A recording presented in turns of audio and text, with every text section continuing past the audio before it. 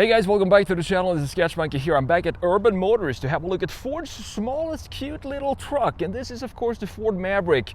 This is the XL trim, and I don't know if you noticed, but something has been done to this that I think completely transforms the proportions and the look of this thing, and that is in the front end we do have a leveling kit on this thing with some aftermarket wheels and tires. So what we're gonna do in this video is, we're gonna have a look at this front end design, the side view, the rear, the interior, and then we're gonna take this little cute thing for a drive. Let's have a look at some of the basic spec and tech of the 2023 Ford Maverick XL. You have a 2-liter turbo 4-cylinder putting out 250 horsepower, 277 pound-feet of torque. This is connected to an 8-speed automatic transmission. This one comes with all-wheel drive. 0 to 60 takes 5.9 seconds. And fuel economy sits at 22 city, 29 highway. This specific Maverick costs $39,000. However, the starting price is $22,000.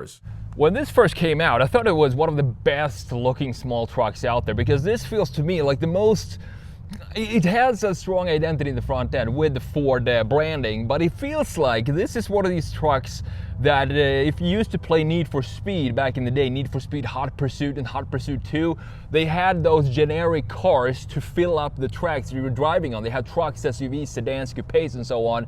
And this feels like one of these Need for Speed generic trucks that we had in the video game. The proportions are on point, and you have this 3-box design that we're gonna have a look at in just a second when we have a look at the side view. But overall, the front end graphics here, I think it works, and it also is, as I said, is clearly a Ford in the front end. One detail I like about this specific Maverick is the color. It's Area 51 blue. It has this almost clay bluish tone to it. I think it looks fantastic. So having a look at the graphics here, and this is one of the details that I really like, how they implemented the headlight unit into the front end of this truck, and the indicator, because you have this piece of the grille sticking into and cutting into the headlight, and then you have this wraparound light with the headlight sitting down here, and of course you can see the indicator sitting up here. Now this is a pretty cheap truck, so you're gonna notice some features also in the interior, which you're gonna look at in a minute. For example, this orange light bulb. It's very easy to replace, I guess, since it is just a light bulb. You just have to open it up, screw it out, and replace it, which is good, but it also makes it look not as modern as some of the other trucks that are out on the market today. A couple of more simple details on the front end. This line, this chamfer that goes up top here is beautiful, and I also like the hood design with very simplistic lines going on top of the hood. And when you look at it from a straight front view that you're looking at it from right now, you know what this reminds me of? It reminds me of, I think it's the early 2000s, late 90s Ford F-150 in the layout of the graphics, where they had the super cool SVT Lightning F-150. This feels like almost a modernization of that. And I have made a redesign on this where I make it into a much more sportier design by lowering it a little bit, adding a lower lip at the bottom section of the front end, and just making it look like a very cool sporty little truck. But overall, the front end graphics of this thing is just on point, and I think the Ford design team did a great job designing this truck overall. Coming around to the side view of this Ford Maverick, and here you can clearly see the the leveling kit in the front end and how the entire truck sits leveled, because normally, as you know, trucks like this usually come with a slope forward, so the front end sits a little lower than the rear end. And I think just adding a leveling kit onto this with these adventure wheels and the Falcon all-terrain tires, it just transforms the look of this thing, and it looks really cool by just adding a leveling kit in the front end. We have some very cool line flow here, and I like this little dip that we have in the shoulder line going here, because what this does is have it be sort of connected to the F-150 that, as you know, has the window going down in exactly this shape. So it has like a smaller sibling connection to the big brother by having that line dipping down there. And then you have this very sharp line at the very bottom to carve out some more of this mass on the side view. And overall, again, here you can clearly see this 3-box design. We have one box being the bed, the second box being the greenhouse and the passenger area, and then the third box being the front end and the hood. A couple more styling features on the Maverick. We do have this graphic feature here that is not functional, but it does says which trim level you have, in this case XL. And what I like about the lower section here in this black graphic is that it goes up in the rear end. It creates almost a sportier look, and what it also does is it carves out more of the volume that we have in the rear, and it makes it feel a little bit more dynamic when you have the raised black part here in the back, and then continuing into the rear end and the bumper as well. You can see the gorgeous chamfer that we have here. We're gonna have a look at this in just a second, but we have a nice framing for the taillights with this nice chamfer that is also pretty dynamic, thicker in this piece and then a little thinner at the bottom and at the top. Coming around to the rear view of the Ford Maverick, I do like the design that we have here, and also that it is stamped into the tailgate here, that it is a Maverick into the piece of metal itself. Lower part, we do have a pretty functional plastic bumper with some nice texture to it up top. And these taillights, we got to talk about these taillights, because if I want to do one single redesign to this truck, it would be redesigning the size of the taillights, because they look pretty big right now, and having them look this big on a small truck like this is just going to shrink the truck visually even more. So I want to have them be just maybe 10% smaller than what they are right here, and still have the same connection to the graphics in the tailgate right here on the top of the bottom. So we have to change that as well if we're changing the size of the taillight. A few years back, it became mandatory to have, you need to have reverse cameras on every single new car, and in this case it sits right here. Not very elegantly integrated in the Ford badge. It just sticks out in the bottom of the chrome trim going around the Ford badge.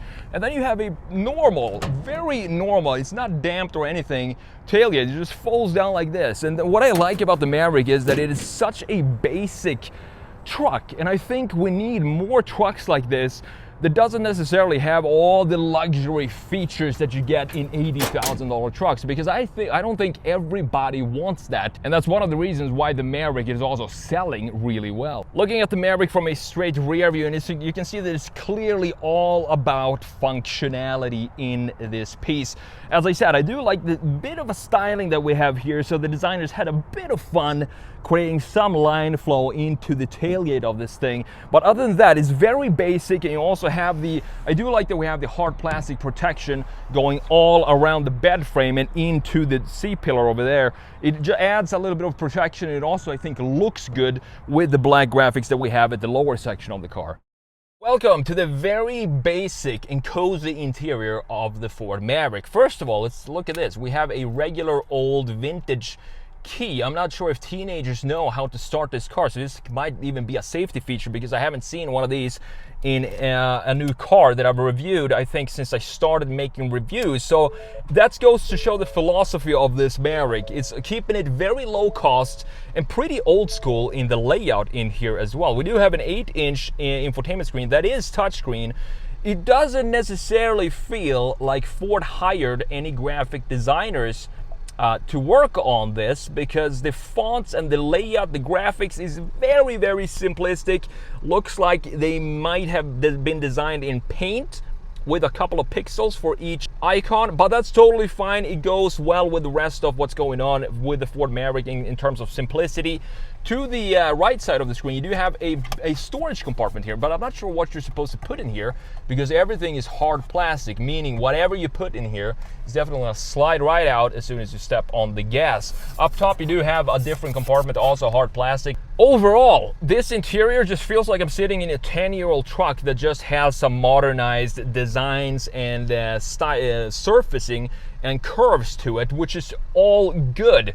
We have an analog gauge cluster with a very small, maybe 4-inch display up top, but the tachometer and speedometer, fuel gauge, temp gauge, all analog in the Maverick, but it does have a nice housing to it, so I'm glad to see that.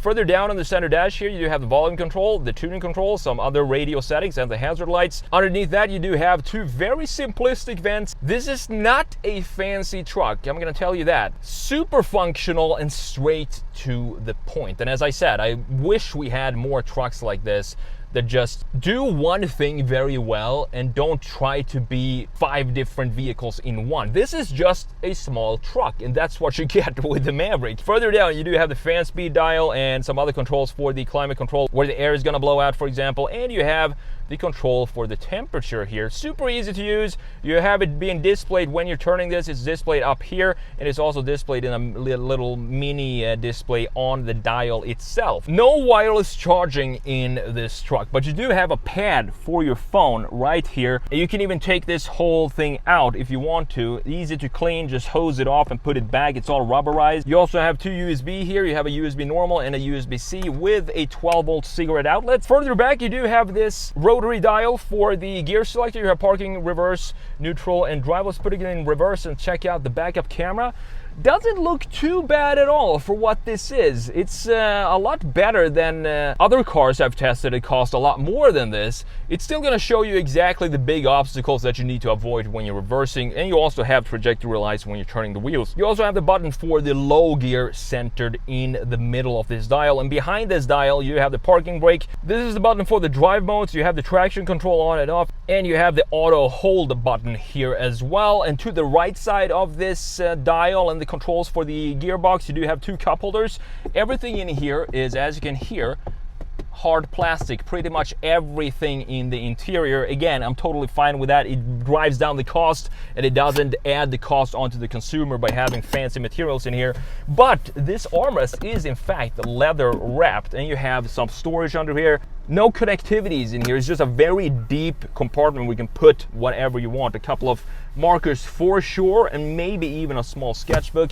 Then you have these cloth seats, and these are some of the most basic seats I've seen in a brand new truck model. They look like they could have been taken straight from a Ford F-150 from 1996. You don't get the sunroof, but you do have a place to put your shades. Looking at this steering wheel design, it feels, again, very straight to the point, very functional. The materials are also very basic. We do have some silver trim at the lower part and at the bottom of all the buttons that you have here. So on the right side, you have the controls for controlling the small display, and to the left side, you do have the controls for the radio settings and the volume. To the left side of the steering wheel, you do have an additional vent, and you have the controls for the lighting, and you also have the trailer brake located down here. You also, of course, has a pretty large glove box right there, but I do like the philosophy of the Maverick. As I said, it's such a simple vehicle that we rarely see go into production in 2023. Moving on to the door design, it has a very different design than anything else that goes on in the dash. It has a super industrial looking design to it. You can still see those nuts and bolts that you see here on the door handle itself, and it does have a different kinds of textures and materials. You do have some hard plastic being the majority of the materials, and some soft padding exactly where you're gonna have your arm, and that's pretty much it for the doors. So with that said, let's jump into the back seat and let's see if I can fit behind my own driving position in Ford's smallest truck. I have a feeling this is gonna be pretty tight, but I'm not sure. So let's see, I'm 6'1", and this is my driving position in front of me. I do, kind of fit my legs behind the driver's seat, but I'd rather sit like this. If I were just sitting comfortably with my legs outside of the seat, I fit just fine. And we have plenty of headroom here as well, and that is thanks to this 3-box design that we talked about, being with the roofline almost being horizontal and not dipping in the rear end, creating the same headroom back here like you have in the front seat.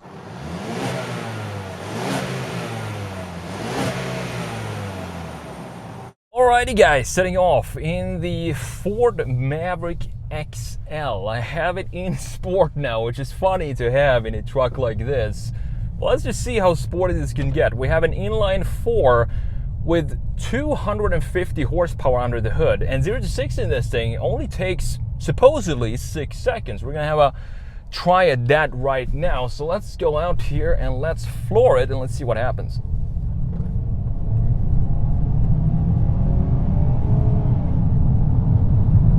And we're up to 60. So it's not a, super slow truck, this thing. It doesn't have any sporty driving characteristics to it, I wouldn't say. But it's still a, relatively small truck, so it feels rather nimble in the driving experience, even though we're going in mostly a straight line here. What I love about the Maverick, as I've said throughout this review, is just how simple of a car this is. And we rarely see that for new 2023 models. We rarely see cars in general like this having this philosophy of just keeping things very, very simple. And I love that about the Maverick. And having it right now, we're doing 45 and flooring it. It's not slow. it feels pretty quick, and I think that has to do with the size and the overall weight being so small and light. So let's check the turning radius of this small thing. And what I love about this specific Maverick as well is the leveling kit that we have on it. I think everybody needs a leveling kit for their Mavericks. It just makes it look so much cooler having it be a leveled front and rear axle, and when you have these all-terrain tires on, it just steps it up just a little bit more with this Area 51 color. And keep in mind that this truck starts at $22,000. You can get a Ford Maverick for 22 grand.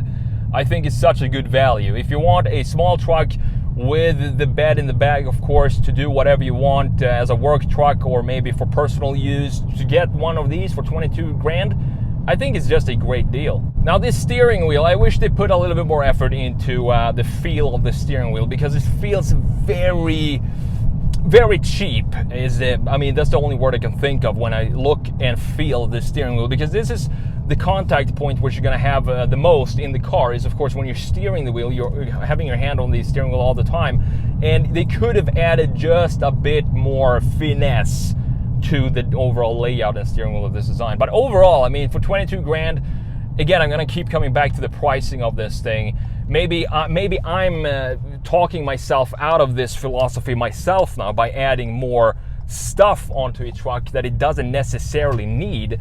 So in that sense, I guess the steering wheel is fine. Huge thanks to Urban Motors for providing this Maverick for me to review for you guys today. I hope you enjoyed the video, and make sure you go check out this car in their full inventory at urbanmotors.com. I'm going to link that down in the description, and I'll see you in the next video.